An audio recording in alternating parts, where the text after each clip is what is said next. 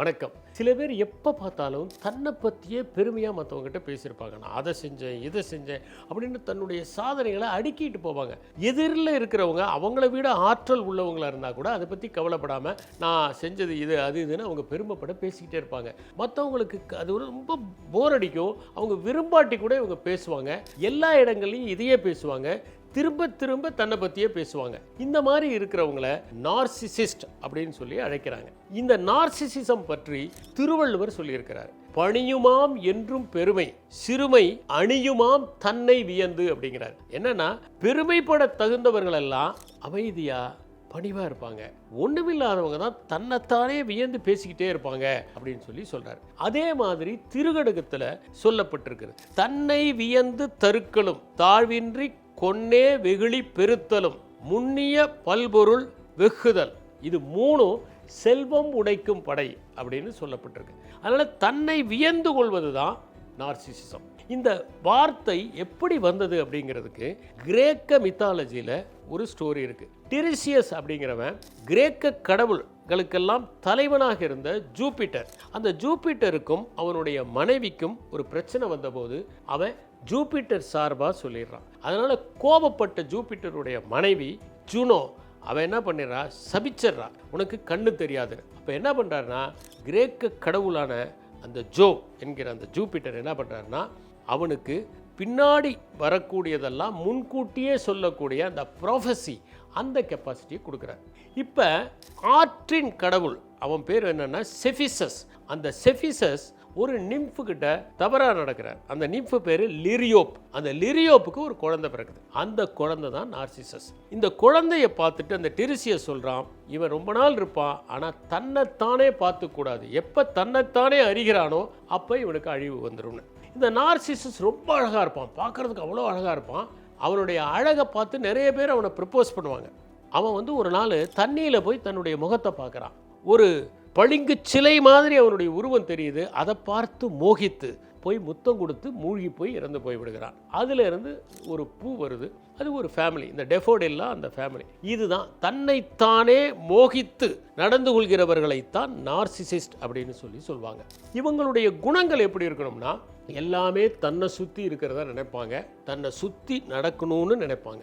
எல்லா நேரத்துலையும் அவங்க தான் தான் உலகத்தினுடைய மையம் அப்படிங்கிற மாதிரி நடந்து கொள்வாங்க. இன்னொன்று என்னன்னா, ப்ரொஃபவுண்ட் நீட் ஃபார் அட்மிரேஷன். எல்லாம் தன்னை பாராட்டணும், தன்னை புகழணும் அப்படின்னு எதிர்பார்ப்பாங்க. எந்த இடத்துக்கு போனாலும் அவங்க அந்த மாதிரி எதிர்பார்ப்பாங்க. அவங்களுக்கு கொஞ்சம் கூட மற்றவங்க மேலே ஒரு கருணை, ஒரு எம்பத்தியே இருக்காது. தான் தான் முக்கியம், தனக்காக எல்லாம் சாதிச்சுக்கணும்னு நினைப்பாங்க.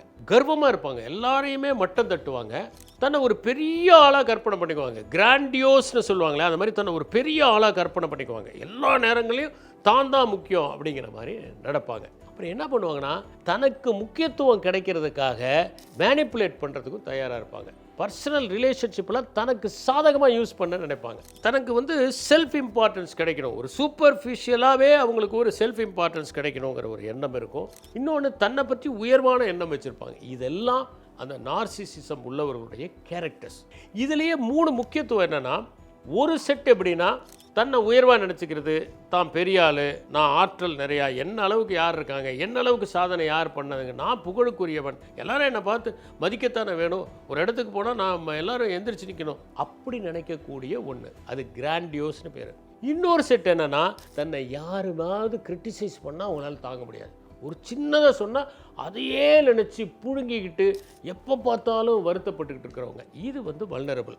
இன்னொரு பக்கம் என்னென்னா, ஆன்டகனிஸ்டிக். அவங்க என்னென்னா, மற்றவங்களை மட்டம் தட்டுறது, யாராவது ரொம்ப ஷைன் பண்ணாங்க, இது என்ன பெரிய விஷயம், இதெல்லாம் ரொம்ப சர்வசாதாரண விஷயம், அந்த மனப்பான்மையோட ஒரு ஹோஸ்டிலிட்டியோடு இருக்கிறவங்க. இந்த மாதிரி 3 விதமான மக்களை நம்ம பார்க்கலாம். இந்த நார்சிசம் இருக்கிறவங்க எப்படி நடந்துக்குவாங்க அப்படின்னு பார்த்தா, அவங்க எல்லா நேரங்கள்லையும் தனக்கு முக்கியத்துவம் கிடைக்கணும். ஒரு கல்யாணத்துக்கு போனால் எனக்கு முக்கியத்துவம் கிடைக்கணும், ஒரு பார்ட்டிக்கு போனால் எனக்கு தான் முதல் ரோவை கொடுக்கணும், ஒருவேளை செகண்ட் ரோவில் உட்காந்தா கூட முகத்தை தூக்கிட்டு உட்காந்துருப்பாங்க, அல்லது வெளியே போயிடுவாங்க. தனக்கு எப்போ பார்த்தாலும் முக்கியத்துவம் கிடைக்கணும். நம்ம ஊரில் ஒரு பழமொழி சொல்லுவாங்க, கல்யாண வீட்டில் மாப்பிள்ளையாக இருக்கணும், இடவு வீட்டில் பிணமாக இருக்கணும். அந்த மாதிரியான ஒரு மனப்பான்மையோடு இருப்பவர்கள் இவர்கள்.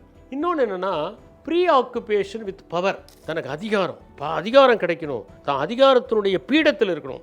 ஏன்னா அதிகாரத்துடைய பீடத்தில் இருந்தால் தான் எல்லாரும் வணங்குவாங்க, எல்லாரும் கும்பிடுவாங்க, கீழே விடுவாங்க. இந்த மாதிரியான ஒரு எண்ணம் ப்ரீ ஆக்குபேஷன் வித் பவர். இன்னொன்று என்னென்னா, எந்த இடத்துக்கு போனாலும் தான் மரியாதை பெறக்கூடிய தகுதி வாய்ந்தவன், என்டைட்டில்டு. என்னை பார்த்தா எல்லோரும் மரியாதை கொடுத்து தானே ஆகணும், நான் பெரிய ஆள் தானே, அது எப்படி, நான் பேசுனா அது நல்லா தானே இருக்கும், நான் செஞ்சால் அழகாக தானே இருக்கும். இந்த மாதிரியான ஒரு எண்ணம் உள்ளவர்களாக அவர்கள் இருப்பார்கள். அப்புறம் என்ன பண்ணுவாங்கன்னா, இன்டர்பர்சனல் ரிலேஷன்ஷிப் எதுக்கு யூஸ் பண்ணுவாங்கன்னா, ஏதாவது ஒரு வகையில் தனக்கு முக்கியத்துவம் கிடைக்கிற மாதிரி பார்த்துவாங்க.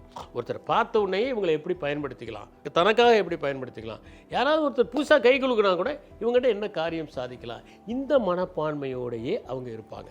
அடுத்தது என்னென்னா, ரொம்ப கர்வம், ஆணவத்தினுடைய உச்சத்தில் இருப்பாங்க. அவங்கள பார்த்தாலே தெரியும், அவங்க நிற்கிறது, நடக்கிறது, பேசுறது எல்லாமே ஒரு திமிரா, அவங்க உட்கார தோரணையிலேருந்து எல்லாமே தெரியும். அந்த மாதிரி அவங்க நடந்துக்கக்கூடியவங்களாக இருப்பாங்க. அவங்ககிட்ட கொஞ்சம் கூட நான் சொன்ன மாதிரி அடுத்தவங்க பாவம் அதெல்லாம் நினைக்க மாட்டாங்க. தன்னுடைய வளர்ச்சிக்கு, தன்னுடைய மேம்பாட்டுக்கு, தான் புகழடைகிறதுக்கு யாரை வேணும்னாலும் கசக்கி பிடிவாங்க. அடுத்தவங்க செஞ்ச ஒர்க்கையும் தான் செஞ்சதா அப்ராப்ரியேட் பண்ணிக்குவாங்க. ஏன்னா அவங்கள பொறுத்த வரைக்கும் என்னென்னா, நான் முக்கியத்துவம் பெறணும். நமக்கே தெரியும் இந்த வேலையை இவங்க செய்யலை, வேறு யாரோ செஞ்சதுன்னு.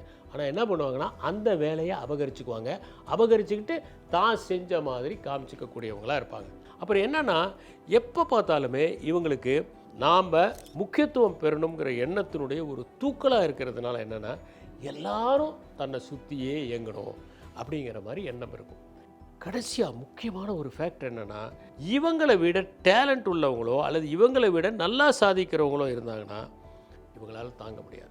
பொறாமையினால் பொசுங்குவாங்க. அதனால் அவங்கள எப்படியாவது கீழே இறக்கணும், அவங்கள மட்டம் தட்டணும் அப்படின்னு எல்லா விதமான முயற்சியும் எடுப்பாங்க. அதனால் மாதிரி நார்சிசிஸ்டிக் பர்சனாலிட்டி இருக்கிறவங்கள பார்த்தாலே நாம் ஒதுங்கி செல்வது தான் நம்முடைய மனத்தை தூய்மையாக வைத்திருப்பதற்கும் மகிழ்ச்சியாக வைத்திருப்பதற்குமான காரணிகளாக இருக்க முடியும். எனவே நார்சிசம் உள்ளவர்களை கண்டால் நாம் இனம் கண்டுகொண்டு அவர்களிடமிருந்து விலகி இருப்பதுதான் நம்முடைய நாளை நறுமணம் உள்ளதாக மாற்றும். நன்றி, வணக்கம்.